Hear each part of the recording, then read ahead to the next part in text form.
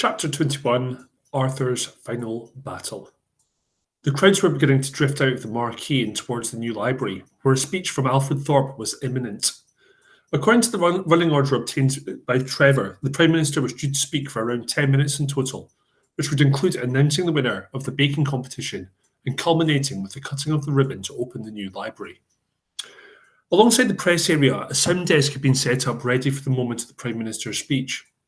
A burly man with a thick beard was hunched over the controls, tweaking the levels to ensure that everything would be heard clearly. It was to this area that Becky and Trevor were both headed, although not together. As per the agreed plan, Trevor was keeping a good few strides behind, enabling him to keep a close eye on Becky whilst also staying out of her way. Becky, it turned out, was quite the actress. She appeared at the sound desk in an exhausted, flustered state and tapped the man on the shoulder. "I'm so sorry to bother you, sir," she said, "but are you the owner of the blue transit van, registration SN29TYO? The fury that spread across the man's face would have made any normal human being turn and run, but Becky confidently stood her ground and kept up her act. The man didn't speak, but Becky took the strange guttural sound which closely resembled a growl to be a sign of confirmation that yes, he was the owner of said blue van. Trevor had really outdone himself with that piece of research. How on earth he'd managed to find out not only the identity of the event sound person, but also the details of the vehicle he drove was anyone's guess. It was imperative that this man be convinced to leave the desk unattended, and they only had mere minutes before the Prime Minister's speech was due to begin. Becky ignored the man's furious look and continued her act. "Sir, I saw you unloading the van earlier. That's how I knew it was yours," Becky continued. "You need to get to it quick. The wardens say it's illegally parked and it's in the process of being clamped." "Typical," the man bellowed as he pulled himself up and started striding off to where he was parked. "Just wait till I give them a piece of my mind." When Trevor was convinced that the man was safely out of sight, he too approached the desk. His actions were quick and concise. He'd studied the basics of systems such as this online, so he knew what he had to do. Trevor found the channel he needed and turned it on, so that from that moment there would be two live microphones, the one that would be used by the Prime Minister and the one currently concealed by David. Happy that his role was complete, Trevor gestured to Becky for them to clear the area. They did not want to gather any unwanted attention. Becky moved towards a spot a little bit closer to the library entrance, whilst Trevor hovered around the furthest edge of the press area so he'd be able to see when the sound man returned. Both children had their walkie-talkies at the ready. The Prime Minister appeared at the library less than a minute later to clicks and flashes of the cameras nearby. He gave a brief wave to the large crowds which had gathered in front of him before wasting no time and getting started with his speech. Crouched in the agreed hiding spot behind one of the catering vans by the library entrance, David heard Trevor's voice through his walkie-talkie. "Arthur, the mic is live. The Prime Minister is on the stage. Be ready." "It's good to be home," the Prime Minister began to huge cheers from the crowd. "What an honour to be invited back after all these years and for such a special occasion, the opening of the Newtown Library, a place which will inspire and educate each of our generations as well as generations still to come." David closed his eyes and took a final deep breath. Then, in the most commanding voice he could muster, he spoke into his microphone. "Prime Minister, why are you cancelling our youth cards?" The whole crowd was suspended in a brief moment of stunned silence before quickly coming back to life again with an animated chatter as everybody craned their necks to work out where that voice had come from. Alfred Thorpe, as confused as anybody, nervously laughed the interruption off while simultaneously shooting at his team a piercing look, silently urging them to find the source of the problem immediately. The Prime Minister's security team began scouring the area, each staff member heading off in a different direction at a brisk pace. One of the men started heading straight towards the sound desk, which was still abandoned. Thank you," said the Prime Minister, clearly becoming irritated by the crowd's continued chatter and keen to continue on with his speech. "As I was saying, the new library presents Elmswood with a wonderful opportunity to—" "Why will you not answer my question, Prime Minister? Do you have something to hide?" David continued, still undetected in his spot by the van. "I will ask you again. Why are you deciding to cancel our youth cards. The crowd was now in uproar, with a mixture of gasps and laughter filling the air. The media had also begun to take interest, with TV cameras filming the increasingly flustered Prime Minister, keen to capture how he would deal with this mystery heckler. Meanwhile, the security team were still barging their way through the crowd in search of the culprit, practically knocking members of the public over in the process. The agent heading for the sound desk had reached his destination and was inquiring after the still missing sound man, perhaps starting to accept that he would probably need to fix the problem himself. The Prime Minister was desperately trying to maintain his composure, but the way he kept nervously adjusting his cufflinks and mopping sweat off his brow revealed his discomfort. I tend to save questions like this for Parliament, he said, and I certainly don't feel a need to answer questions from those that don't even have the courage to face me in person. The soundman had clearly heard the commotion and was sprinting back towards the station.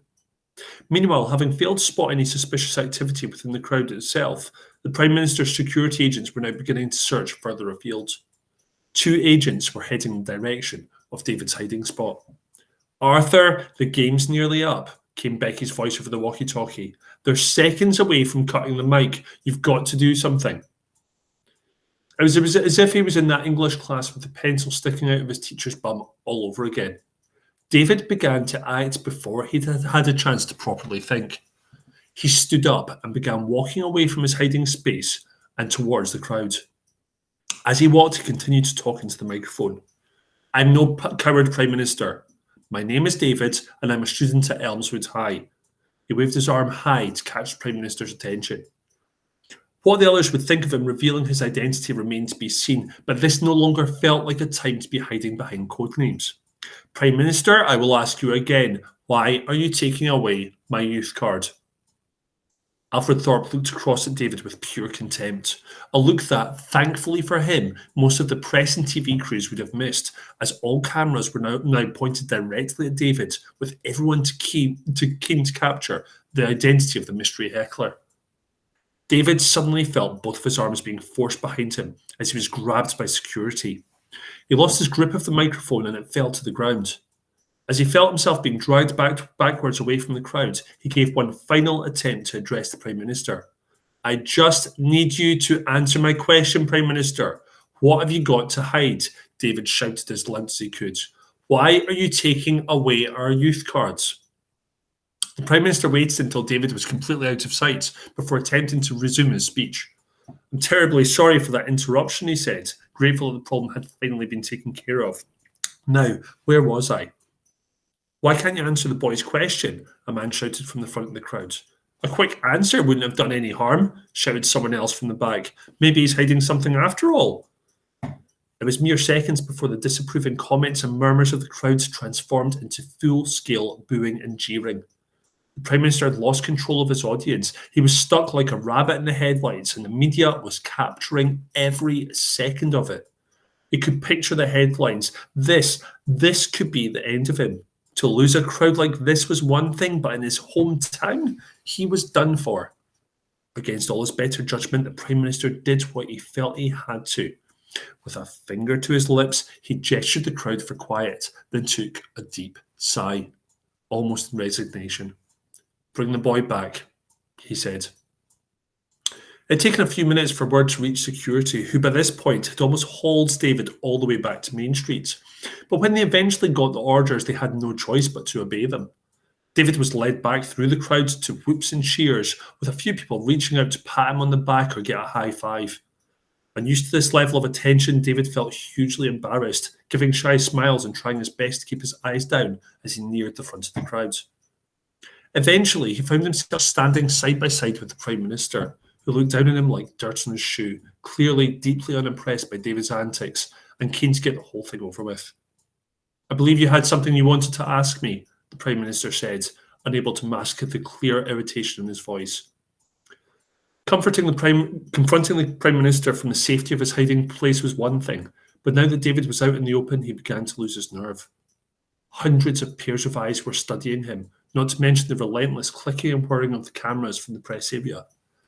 David found himself completely frozen to the spot, unable to move, think, or speak. The art project had set out to humiliate their teacher and Prime Minister, but David started to get a horrible feeling that in actual fact he would be the one replaying this moment every single day, and for all the wrong reasons. He had to find that courage again, and soon, before it was all too late. David found himself scanning the crowd in search of Trevor, Becky, or Chris. He needed that boost, that look of encouragement, so he would no longer feel so alone.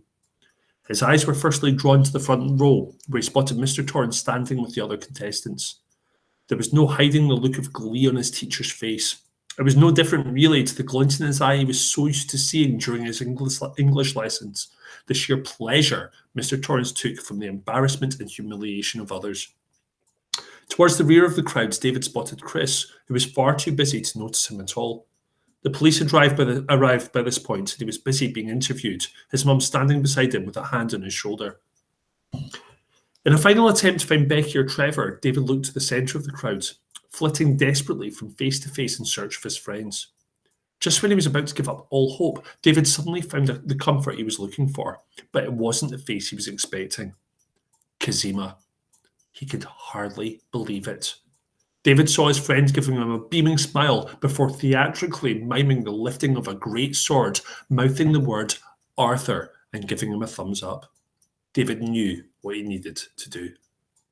He no longer had a microphone of his own, so springing to life, David grabbed the one on the stand that was being used by Alfred Thorpe. Prime Minister, David began, pacing in front of the crowd. My friends and I rely on our youth cards. Our families don't have much money, and we'd struggle to pay for bus fares without them. What right do you have to take our youth cards away from us? Alfred Thorpe was momentarily lost for words. He was used to being grilled in press interviews, but a child had no place asking him questions like this. After a few moments, he held out his hand to request his microphone back. The youth card was a worthwhile scheme that my government is sad to be losing.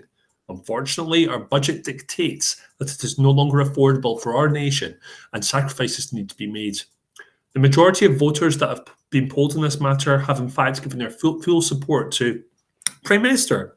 How many of these voters have a youth card? Interrupted David.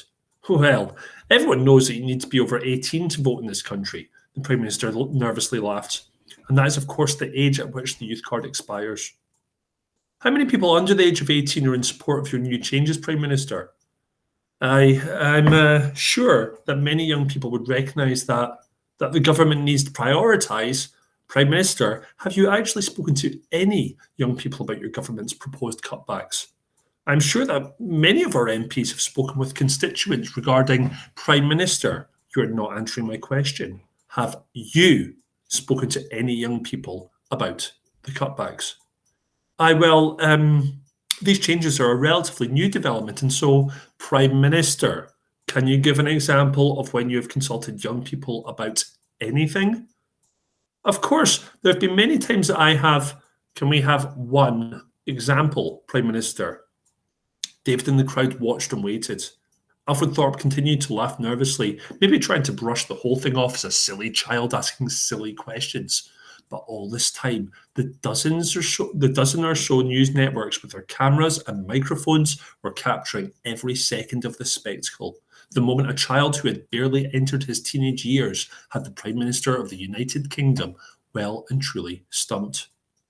David waited around a minute in total and, still failing to get response, simply said, "Thank you, Prime Minister," before walking back into the crowd. Okay, that's the end of that chapter. I've got 2 short chapters left of the book, which I will read very, very soon. Thank you very much. Bye.